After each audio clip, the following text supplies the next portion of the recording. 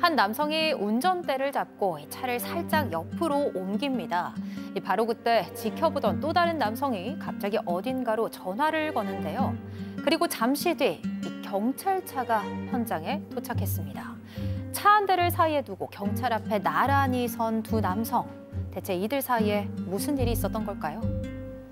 예, 오늘은 믿었던 친구한테 속고 또 속았다는 제보입니다. 일단 40대 남성분이 제보를 해주신 건데 초등학교 들어가기 전부터 가까웠던 동네 지인 친구가 있었다고 합니다. 근데 이 제보자분은 가정 형편이 좀 어려워서 학교를 중간에 고등학교 때 중퇴를 하고요. 그다음부터 뭐 배달부터 막노동까지 안 해본 일이 없으셨다라고 하는데요. 근데 이 친구, 40년 지기 친구가 대학 때 아유 지금 등록금 없어서 학교 자퇴해야겠다 이런 얘기를 하더랍니다.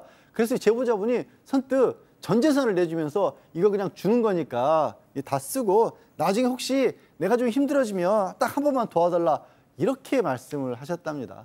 자, 그래서 어떻게 됐어요? 자, 열심히 일한 제보자 한때는 사업이 좀 잘 된다라는 말도 들으면서 성공적인 시절을 보내기도 했지만 사업이 크게 기울면서 큰 빚을 떠안게 됐습니다.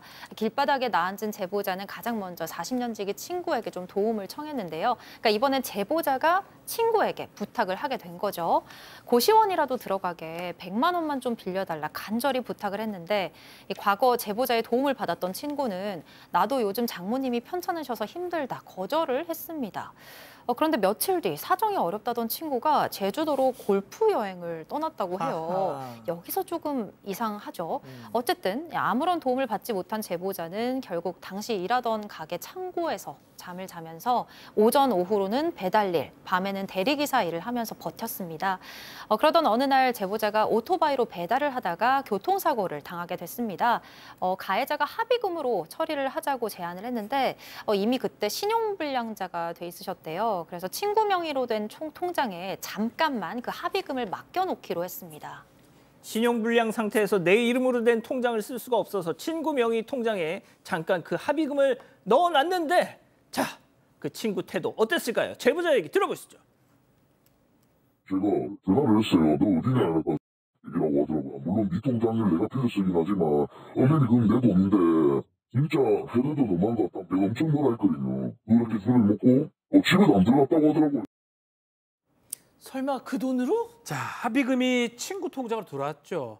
그날 제보자는 여전히 배달 일을 하고 있었는데 친구한테 부재중 전화가 여러 통 찍혀 있었고 불안한 마음에 전화를 걸어보니까 뭐 하냐? 너 어디냐? 라고 보니까 나 술 먹고 있는데 좀 돈 좀 쓰면 어떠냐? 라고 얘기를 했다고 합니다. 당연히 그거 건드리지 마라. 그거 쓰면 안 된다. 라고 하고 내가 지금 가겠다라고 얘기를 했는데 나중에 이제 만나게 됩니다.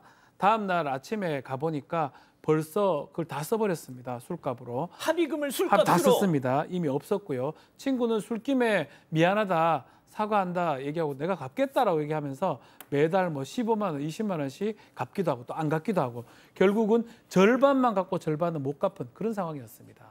아, 이게 무슨 친구의 왼수지 교수님? 네, 너무 이상한 사람이죠. 근데 이 사람이 평소에도 돈 문제로 너무 이상하게 행동을 많이 해서 친구 여럿한테 손절을 당했다고 합니다. 그런데 이 제보자께서는 그래도 친구니까 이제 한 번만 더 믿어보자라고 이제 손절은 안 했어요. 그런데 갑자기 전화가 와서 친구야, 내가 잘못한 거 많은 거 안다. 그러면서 우리 오랜만에 술 한잔 같이 하자. 뭐 이렇게 전화가 왔다는 거예요. 그래서 그래, 그래도 친구니까 마지막으로 다시 한번 그 자리에 나가보자. 그 둘이 마주 앉았어요. 그러니까 또 술 마시고 얘기하다 보니까 또 속 얘기도 나오고 이러면서 또 이제 풀리기도 하잖아요. 그러면서 이제 좀 풀려갖고 우리 2차 가자. 뭐 이런 얘기가 나왔습니다. 그런데 갑자기 그 친구가 너네 집으로 가자. 이러는 거예요. 근데 이제 와이프가 요즘 몸 상태가 좀 안 좋은데 아니 우리 부인 지금 몸 상태가 안 좋아서 안 돼. 라고 거절했더니 그때부터 또 화를 내기 시작했다고 합니다. 자, 이 술에 취한 친구가 그런데 바로 그때 뜻밖의 제안을 했다고요? 네, 갑자기 짜증나, 나 그냥 집에 갈래라면서 술에 취해 있잖아요. 그런데 차 운전대를 잡으려고 하는 겁니다. 안 되지. 네, 차가 없던 제보자가 깜짝 놀라면서 지금 너 취했다, 얼른 대리 불러라 라고 말을 했더니 친구가 알겠다면서 대리기사에게 전화를 걸기 위해서 잠시 자리를 비웠는데 잠시 뒤에 돌아와서는 엉뚱하게 내 차 골목 입구까지만 좀 옮겨달라고 제보자한테 부탁을 하는 겁니다. 안 돼. 그러니까 제보자가 나도 술 마셨다. 그게 말이 되냐 따졌는데 친구는 나는 완전 만취했고 넌 그래도 몇 잔 안 마셨잖냐. 여기선 대리기사한테 차 못 넘긴다면서 강요를 하는 겁니다. 결국 신랑이 끝에 제보자가 후회할 만한 선택을 하게 되는데요. 그러니까 친구의 차를 직접 몰고 골목 입구까지 옮기게 된 겁니다. 자, 그렇게 운전대 잡은 제보자한테 친구 전화가 갑자기 걸려옵니다. 직접 들어보시죠.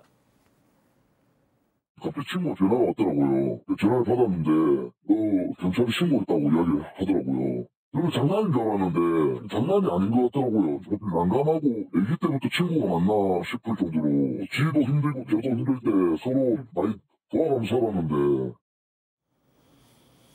뭐예요? 아니 들으신 것처럼 그렇게 부탁을 해서 해서는 안 될 일이지만 골목까지만 차를 넘겼는데 갑자기 친구라는 자가 전화를 해가지고 내가 너 경찰에 신고했다라고 얘기를 했다는 거예요. 근데 장난인 줄 알았는데 정말로 경찰에 출동을 했고요. 경찰에 출동하니까 얘 음주운전했어요. 빨리 측정하세요. 이렇게 얘기를 했답니다. 측정 결과 면허 정지였고 지금 제보자분 그때 대리라고 배달 일해야 되는데 일을 다 못하게 된 겁니다. 그 이유로 어떤 뭐 변명이라든가 사과도 받지 못했다는 거고 심지어 다른 사람을 통해서 그 친구라는 사람이 이거 걔가 잘못한 거지 내가 잘못한 거 아니다. 걔가 술 먹고 운전한 거 아니냐 이렇게 얘기를 했다라는 겁니다. 참 그리고 아까 그 하부김 술 먹으러 다 써버린 거 있죠. 예. 그것도 아직도 한 푼도 안 갚았대요. 박 변호사님, 예. 제보자분도 자기 운전면허한 거 정말 통렬히 반성하고 있다는데 아니 뭐야 도대체 이거. 그렇죠. 일단 자기 통장에 있는 거기긴 하지만 친구한테 왔던 합의금을 썼던 거 횡령죄가 성립할 수가 있을 것 같습니다. 허락하지 않았기 때문에 왜냐하면 보관하고 있다고 봐야 되고 횡령죄 될 수 있고 음주운전도 사실은 본인이 시킨 거 아니겠습니까? 교사 같은 건 될 수 있거든요. 제가 봤을 때는. 그리고 그런 어떤 정황적으로 봤을 때는 이 제보자의 음주운전도 어느 정도 참작이 될 가능성이 있으니까 충분히 좀 얘기를 좀 해야 될 것 같습니다. 박 교수님, 이 친구 어려울 때 진짜 내가 등록금까지 줬던 놈인데, 죄송합니다. 저도 막 화가 나네요, 진짜. 이거 너무 그냥 은혜를 원수로 갚았어요. 그러니까요. 너무 좀 화가 나는 사람입니다. 근데 이제 그 후에 하는 너무 일련의 행동들이 너무 이해가 안 되잖아요. 결국에는 이렇게 최악의 인간을 친구라고 생각하시고 혼자서 너무 이렇게 선하게 해오셨나라는 생각을 또 안 할 수가 없고요.